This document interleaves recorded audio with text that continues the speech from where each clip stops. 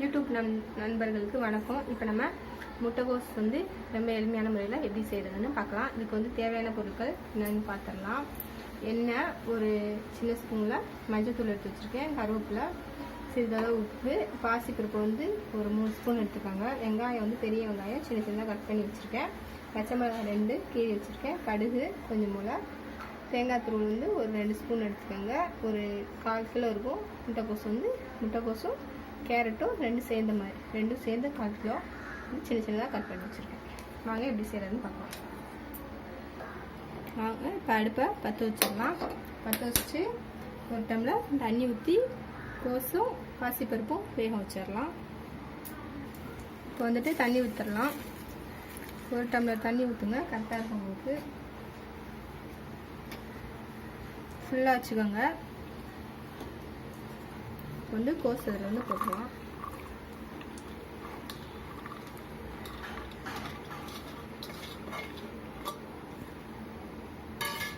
இதுலேயே நான் கழுவி வச்சுருக்கேன் பாசிப்பருப்பு, அதை வந்து அதில் போட்டுடலாம்.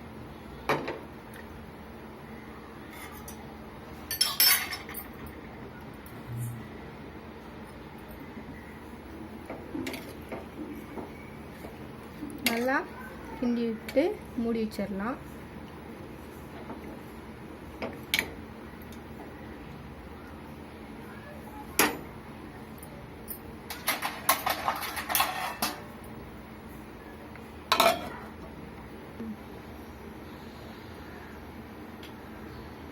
மூடி வச்சுருக்கேன் ஃப்ரெண்ட்ஸ். ஆனால் இதை வந்துட்டு நீங்கள் பொரிச்சவொன்னே வந்து எடுத்துக்கணும், இல்லைன்னா பொங்கி வெளியே தண்ணியெல்லாம் வெளியே ஓடியாந்துடும். இது கூட வந்து கொஞ்சம் உப்பு சேர்த்துக்கோங்க.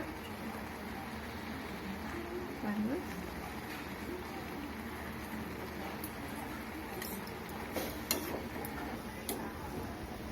ஃப்ரெண்ட்ஸ் நல்லா வெந்துச்சு. பாருங்க, இப்போ வந்து உப்பு போதுமான்னு பார்த்துக்கலாம். எனக்கு வந்து கரெக்டாக இருக்குது. உங்களுக்கு வேணால் தேவையான அளவு போட்டுக்கோங்க. வந்து அடுப்பை ஆஃப் பண்ணிடலாம்.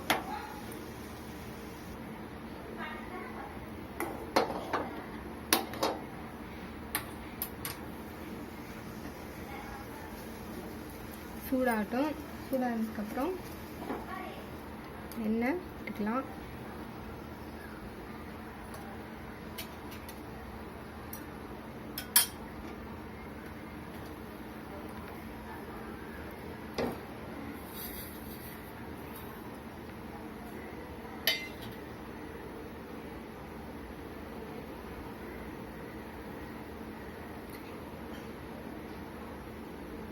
இன்னும் சூடானதும் கடுகு போட்டுக்கலாம்.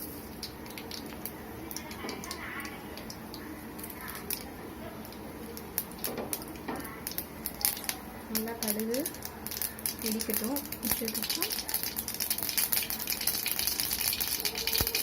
இப்படியே பச்சை மிளகாய் போட்டுக்கலாம்.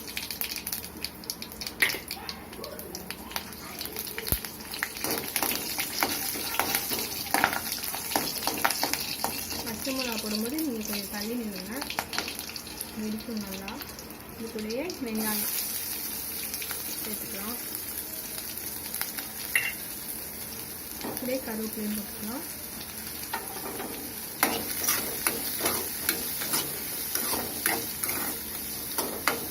நல்லா வதங்கிட்டேன். வெங்காயம் வதங்கிச்சு. இப்போ வந்து கோஸ் வந்து இது கூட சேர்த்துக்கலாம்.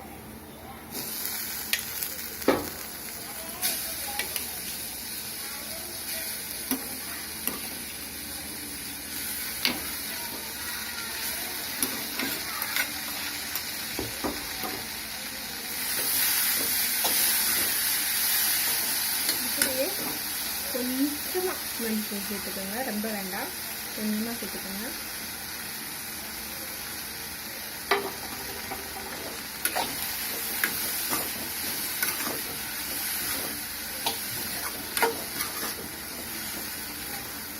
அப்புறம் தேங்காய் துருவலும் சேர்த்துக்கோங்க, கடைசியாக சேர்த்துக்கோங்க.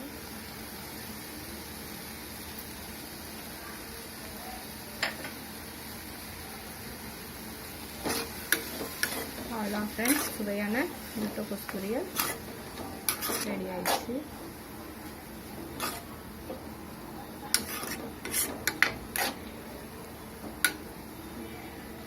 இப்படி சூடாக சேவ் பண்ணிங்கன்னா அது டேஸ்ட்டாக இருக்கும். அவ்வளோதான் ஃப்ரெண்ட்ஸ். பாருங்கள் ஃப்ரெண்ட்ஸ், சுவையான முட்டைக்கோஸ் பொரியல் ரெடி ஆயிடுச்சு. பாருங்கள் அவ்வளோ நல்லா.